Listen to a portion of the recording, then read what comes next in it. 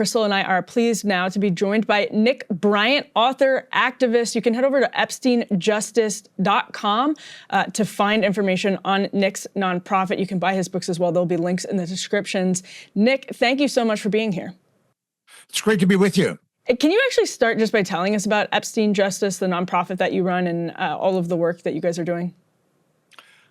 I wrote a book about a child trafficking network. I started researching in 2002, 2003, and it was Epstein before there was Epstein. And publishers and editors really didn't want to contend with it. I would pitch them, and then I could see the cognitive dissonance playing out right before me. They would think to themselves, this is a really horrible story. I need to help Nick Bryant. Or I can just write Nick Bryant off as crazy and have a nice meal with my family tonight. So I worked 7 years on that book, and I went as deep into that type of a realm as someone can go. I mean, I talked to blackmail photographers and other people that generally wouldn't give interviews. And I couldn't get the book published in New York City, where I live. I live in the Mecca of publishing, about 4 blocks away from Times Square. I live in the heart of the insanity, but I could not get the book published here.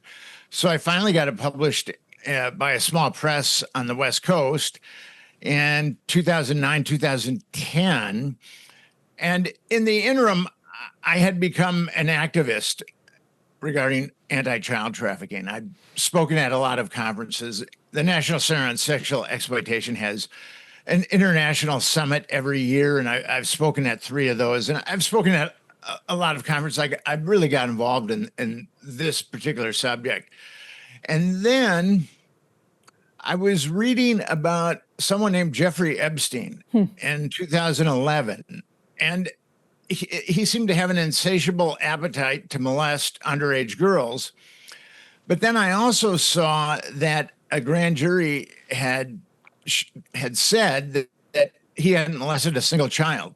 And that was the exact same thing with the book that I wrote. There were 2 very corrupt grand juries that said not a single child was molested, like the grand jury that looked into Jeffrey Epstein said that not a single child was molested. And I don't know if your audience is familiar with how grand juries work, but a special prosecutor is chosen to oversee a grand jury, and grand jurors are just citizens that have shown up for jury duty, have been found to a grand jury.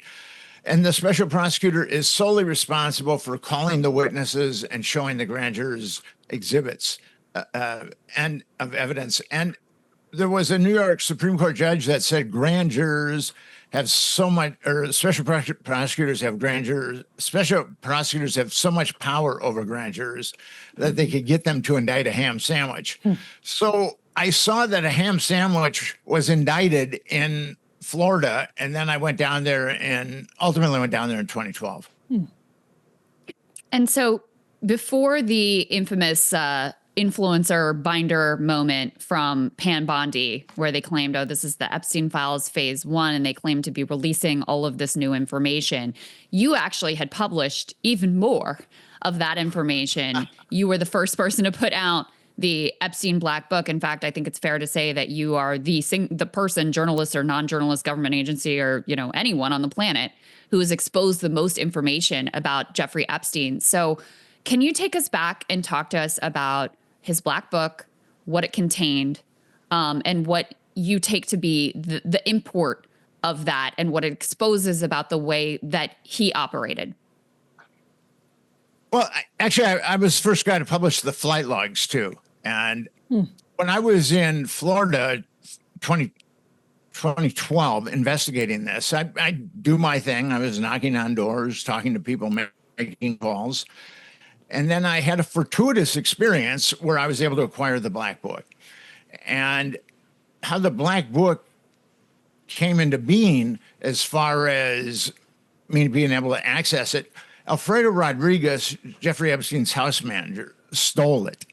And he was trying to sell it to one of the attorneys that were representing Epstein victims. And he was trying to sell it for $50,000. And he called it the Grail.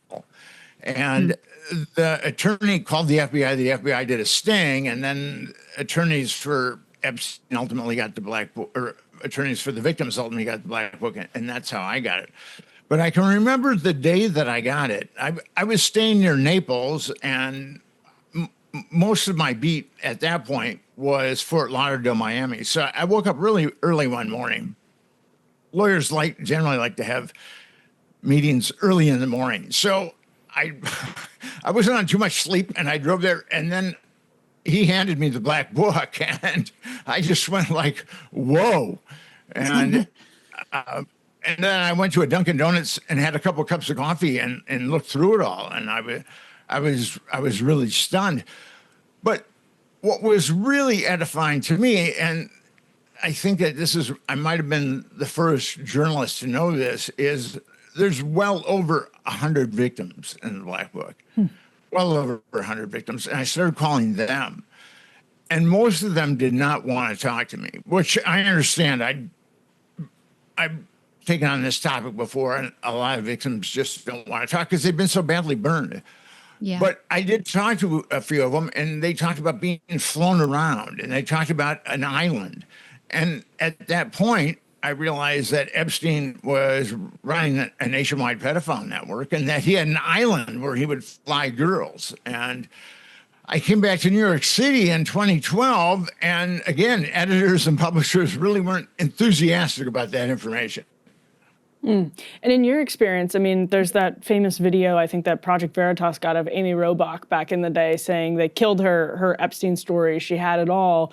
In your experience, Nick, what obstacles have you noticed? I mean, everyone has a million theories on this, but what do people tell you? What did people tell you back then when you were trying to get this information out? They provided a number of disingenuous responses.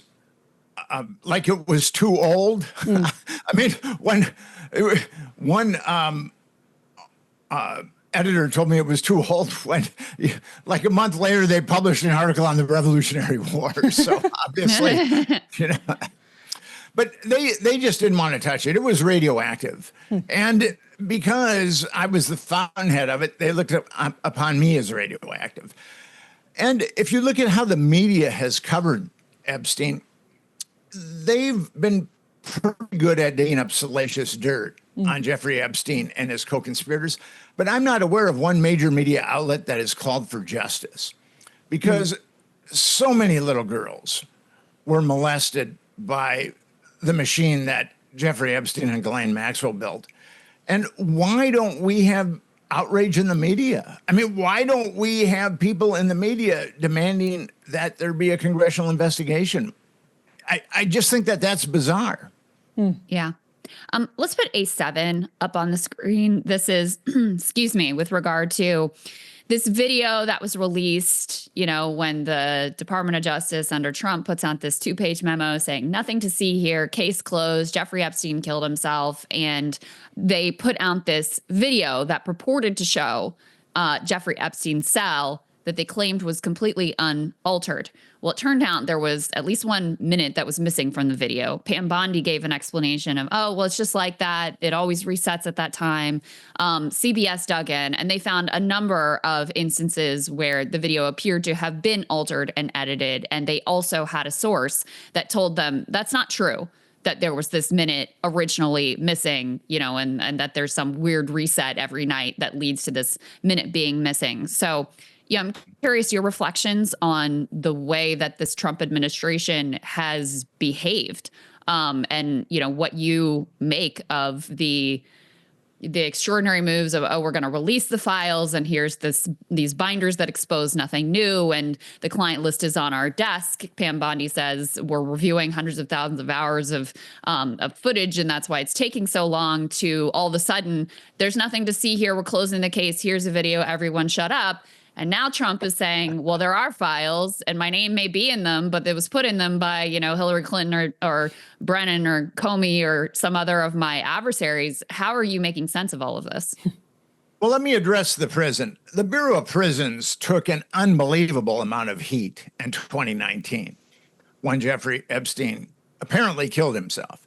And if the Bureau of Prisons could have exonerated themselves with any kind of cogent footage, they would have done it in a heartbeat, but they didn't. And then all of a sudden, this footage just magically appears. And what's interesting is Dan Bongino, the number 2 guy at the FBI, had a podcast where he was continually questioning Epstein's, whether Epstein committed suicide or whether he was murdered.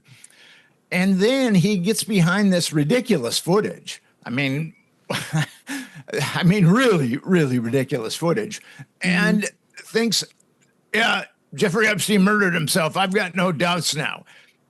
It's amazing what happens to people once they get a little power and they get into office. And I don't know why he's done a 180 on that. There's various explanations for it, but he's definitely done a 180. And with the Bondi debacle, I can kind of walk you through it. On February 26, Bondi was on Fox, and she said, "I'm going to release the Epstein files. Everything that you will ever need to know will be released." And then a few days later, she released some files, and it was essentially a nothing sandwich. And then she declared that she'd been bamboozled by the FBI's New York field office. I forgot about that part. Yeah. So we can say that she was either lying on national television or she was inept. And I'm a charitable person, so I'll just call her inept, at least at this point. That's what I was thinking. And then she further tarnished her credibility by saying that, yes, there was tens of thousands of videos of Epstein with children or child porn. There are hundreds of victims. But then she said, and this kind of amazes me. She said that the FBI was looking through it for the first time. And when Epstein got arrested in July of 2019, the very next morning, the FBI drilled through a safe. Now, the safe was the size of a closet, and his safe held many, many discs. There was a lot of child abuse material, and Business Insider New York Times reported that there was a lot of discs and a lot of child abuse material. And Business Insider reported that there were hard drives too. So the FBI and whatever dark malignant corner of the government that deploys people like Epstein, they were looking at that stuff that day. So for Bondi to come out and say that the Epstein safe was opened up and it hadn't been looked at for 6 years, that was kind of her crescendo of mendacity. Well, I mean, you really, because I've followed this case so closely, I've been able to kind of see these lies in real time. But yeah, she really got herself into a hole. And then the Trump administration continued to get itself in a hole when they said it was a conspiracy by the Democrats. Well, what happened was it was actually a conspiracy started by the Republicans. Jeffrey Epstein got his sweetheart deal in 2007, and he got it via the Department of Justice, the Southern District of Florida. Alexander Acosta was the U.S. attorney, and he was going to impanel a grand jury to look into the allegations about Jeffrey Epstein. And actually, they had a list of 34 victims. I have that list. But they knew of 40 underage victims. And what happened there was a major travesty of justice. So Alexander Acosta vowed that he was going to exact justice. And then what happened, the Department of Justice then went radio silent. And then they started negotiating with Epstein's attorneys in kind of clandestinely. I have some of their emails. And then they cooked up a deal that was so dirty, they didn't want anybody to look at it. And I've got an email between Epstein lawyer Jay Lefkowitz and Assistant U.S. Attorney Anne-Marie Villafana, where Villafana says, there's one magistrate that will sign off on this. And we have to get to him on Monday. So as a magistrate is just, and the judiciary is one notch below a judge, and he can serve the functions of a judge. So between the judges and the magistrates, they found one magistrate that would sign off on it. And then they sealed it so no one could take a look at it. And attorneys representing Epstein victims and the Palm Beach Post appealed the sealing, and Judge Kenneth Mara of Florida said that the document should be unsealed. And then the Department of Justice appealed that. And then finally, the 11th Circuit said, okay, let's unseal it. And what was unsealed was beyond egregious. That document gave, we talk about Epstein's sweetheart deal, but actually that document gave blanket immunity to all of his co-conspirators, all of them. And it also trampled on the Victim Crimes Rights Act, which it's a federal law. And if you're a victim of a crime, you have to be apprised of the adjudication of your perpetrator, and you get to confront your perpetrator. And that was denied all the victims. And that's another reason why they wanted to seal it. And then to make sure that that didn't come back to bite them, they had the state put Epstein in a county jail for 18 months, and he did 13, but he was allowed to go out during the day and molest children. So that was all done under the Bush administration. Mm-hmm. When Trump says it's a Democratic conspiracy, he seems to have forgotten who gave Jeffrey Epstein the sweetheart deal. So on that note, let's roll this is a point that was raised about Trump and Epstein on CNN. Want to get your reaction to this, Nick? Research shows from investigative reporting from the Miami Herald that Jeffrey Epstein was actually still on the Mar-a-Lago membership logs up to 2007. Okay, so Trump was still getting money from Jeffrey Epstein up to 2007. Jeffrey Epstein was still paying for his membership at Mar-a-Lago, according to the Miami Herald. And that, of course, is a year after Jeffrey Epstein's arrest in Florida in 2006. So if he kicked him out for being a creep, yes, that would have even been a year after that would have been established through a legal suit. Correct. And so, Nick, just yesterday, Trump seemingly confirmed that Jeffrey Epstein, in Trump's words, quote unquote, stole Virginia Giuffre from him at Mar-a-Lago, that the contention seemed to be that Epstein was kicked out because he had been poaching Trump's employees, like Virginia Giuffre, obviously a very young woman, from Mar-a-Lago. What more should people know about that type of connection between Trump and Epstein? There's two reasons why Jeffrey Epstein and Donald Trump got divorced. One is that Trump or Epstein was poaching young girls at Mar-a-Lago, or one girl. And then the other one is the real estate deal. I mean, a lot of people seem to put their chips on the real estate deal instead of Mar-a-Lago. Virginia Giuffre was, I knew Virginia, and we become friends. And that's a very sad story, but people that are sexually trafficked as children, their suicide rate is 3 times higher than the general population. Mm-hmm. But Virginia was working at Mar-a-Lago. She was 15 years old and she was working in the spa. Her goal was to be a therapeutic masseuse. And that's where Maxwell got her. So it wasn't Epstein that was the one who conscripted Virginia. It was actually Maxwell. What else do we know about the Trump-Epstein relationship and how close it was? Let me actually play for you. I think this is A6, guys. Michael Wolff is one of the few journalists who spent a lot of time with Epstein. He's got a lot of recordings of Epstein. He makes a lot of claims about, their relationships. So let me play a little bit of what he said about these photos that he says he was shown of Donald Trump with young girls. Let's go ahead and take a listen to this. At one point, after Trump had been elected, I was sitting talking to Epstein, and he said, "Wait a minute, I got to show you something." And then he went into his safe, and he came out with photographs. They were Polaroids, I think, and he kind of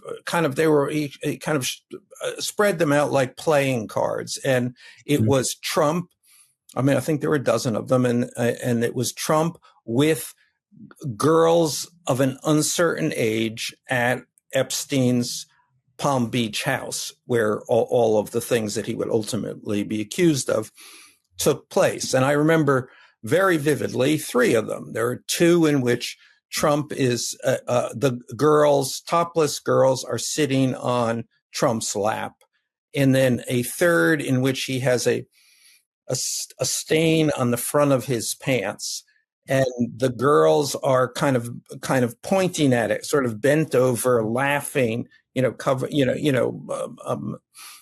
their mouths. And, exactly. And pointing, 3 or 4 girls. And those are the ones I specifically remember. It's certainly not unlikely that they were in the safe when the FBI came in after his arrest and took everything from the house. How much credence do you give to those allegations? And what can we say for sure about the nature of the relationship between Trump and Epstein? Trump and Epstein were best of friends. They did have that falling out. We don't know exactly why they had the falling out. There's conflicting stories about that. But what I know that Wolf has said that before about the pictures of topless girls down Trump's lap. And I don't know what to make of that. I mean, he seems like an honest person. So, and what's really troubling to me is that the FBI and Department of Justice know exactly what was taken out of that safe because they took all of the safe.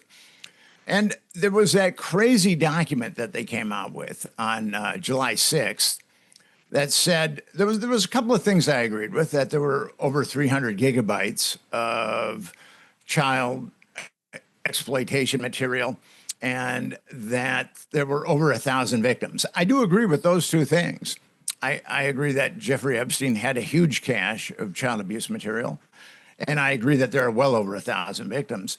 But then that strange document, and no one signed it. It had the logo of the Department of Justice and FBI, but no one was going to take a fall for that document, so nobody signed it. But then it said that Jeffrey Epstein acted alone by himself, that he didn't pander to girls. I mean, there's so much evidence about perpetrators and pimps in the Epstein network that it's an overkill, actually, and that he didn't blackmail anyone.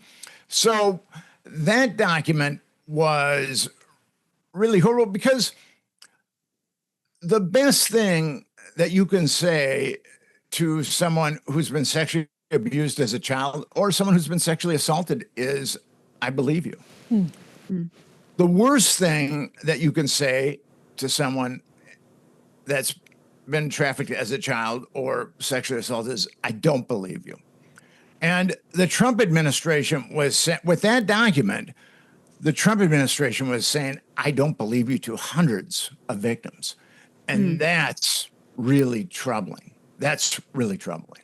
So I have a sort of strange question, Nick, and credit to Brianna Joy Gray, who did a good interview of Whitney Webb the other day. But Whitney mentioned something quite interesting, which is around the time that Hulk Hogan, the recently deceased Hulk Hogan, started suing Gawker for the sex tape, which we now know was bankrolled by Peter Thiel. That lawsuit was bankrolled by Peter Thiel, who had been outed by Gawker. That's actually around the time that your little black book story was published by Gawker. And so the connection there is somewhat interesting. I wanted to there are all kinds of connections that could be absolutely nothing in this case or could be compelling. But what is your take on, since you're the one who published the story, have you ever heard anything since that that Thiel may have been irked about that reporting? No, Thiel, who's a natural-born fascist, was irked about Gawker outing him. He had initiated that lawsuit before I wrote my article on Gawker and released the Black Book. So got it. There isn't a correlation there. Okay, that's good to know. I've one last question for you, which is, you've studied not only, as a journalist, not only have you studied this case and this pedophile ring, which obviously, involves many elites in America and around the world. You've studied the history of other pedophile rings, of blackmail in the country. And I wonder what you've been able to dig up or ascertain with regard to potential intelligence ties. And sometimes, you know, that aspect of this is framed as this like really wild conspiracy, which is why I think your work is so important, exposing that, you know, compromat is actually par for the course for the CIA, for Mossad, for MI6. And it would not be some wild, insane thing to imagine that if he does have this compromising material on powerful people, that there would be numerous intel agencies who would be very interested in leveraging that. People ask me this all the time, and they say, well, Jeffrey Epstein is working with the Mossad. And I say Jeffrey Epstein very well might have been working with the Mossad, but I believe that there's no way the CIA is going to let the Mossad compromise American politicians on American soil without getting a cut of that intelligence. I just don't think it's going to happen. I think the dark side of the CIA and the dark side of the Mossad are kind of like the Gambino family and the Genovese crime family. They work together. And I also wrote a book called Confessions of a DC Man, The Politics of Sex, Lies, and Blackmail. And I co-authored it with Henry Vincent. And he ran the largest gay escort service that's ever been uncovered in DC. And the CIA assets were using his escorts to out closeted politicians. And we name a number of them in the book. So blackmail or compromat is as old as our republic. There was a muckraking journalist that came across a story of Alexander Hamilton having an affair with a married 23-year-old. And her husband was blackmailing Alexander Hamilton. And then the muckraker wrote a story about Hamilton's woes. And then, and Jefferson and Hamilton had a lot of antipathy towards each other. And the muckraking journalist thought that Jefferson would give him an appointment in his administration because he helped Sully Hamilton's. And what happened there was he did not. Jefferson didn't let the guy in his administration. And then he wrote a book or an article or some articles about Jefferson having sex with one of his slaves, Sally Hemings, which DNA has shown to be the case. So compromat is as old as our republic. And there are a lot of our politicians that are compromised. Mike Johnson, last week, he adjourned Congress early so it couldn't vote on investigating a child abuse network. I mean, what's that about? That's very strange. And he's got, and I did some research into him. I wrote an article about him. He's got this software called Covenant Eyes that he and his 17-year-old son have. And it enables them to keep track of their pornography consumption, which I thought was very strange and extremely cringeworthy. So why is Mike Johnson holding this up? The decent thing to do would to investigate Jeffrey Epstein and the child molesters. But because blackmail is so integral to our system, and Johnson might even be blackmailed, or someone whose blackmail is putting pressure on him, that's why our system is so dirty. And there's Republicans and Democrats that are compromised. They're both. I mean, this is a partisan effort. Yeah. Well, Nick Bryant, thank you so much, first of all, for your work. And again, everybody go to EpsteinJustice.com to support your work there. And thank you so much for joining us this morning. Thank you. Can I just add one thing here? Of course. The Centers for Disease Control did a study and found that 25% of underage girls in America and 5% of underage boys in America have been molested. Now, people in the field think that that's slightly conservative for underage girls and very conservative for underage boys. But if you just go with the CDC numbers, you've got over 50 million Americans that have been molested when they were underage. And the Department of Health and Human Services commissioned a study that found that 240,000 to 325,000 women and children were sexually trafficked in the United States every year. So we're talking about millions of people. And according to the Federal Human Trafficking Report of 2023, the last one that we have access to, 664 people were charged with child trafficking in the United States. So if we go with the Department of Health and Human Services lowest number, 240,000, 664 people are being prosecuted. And that's one place where our society really, really has to do a lot of work, because only a fraction of 1%. And if we allow the Justice Department to be unresponsive to victims in the Epstein case, a proven trafficking case, that sends a message to millions of victims in this country that they have no voice and no hope for justice. I think that's so important to underscore. And I think it's also a big part of why this case has been so important to so many people, and getting justice for these victims has been so important. That's right. Thank you, Nick, so much. Hey, have a great day. Hey, if you like that video, hit the like button or leave a comment below. It really helps get the show to more people. And if you'd like to get the full show ad-free and in your inbox every morning, you can sign up at breakingpoints.com. That's right. Get the full show, help support the future of independent media at breakingpoints.com.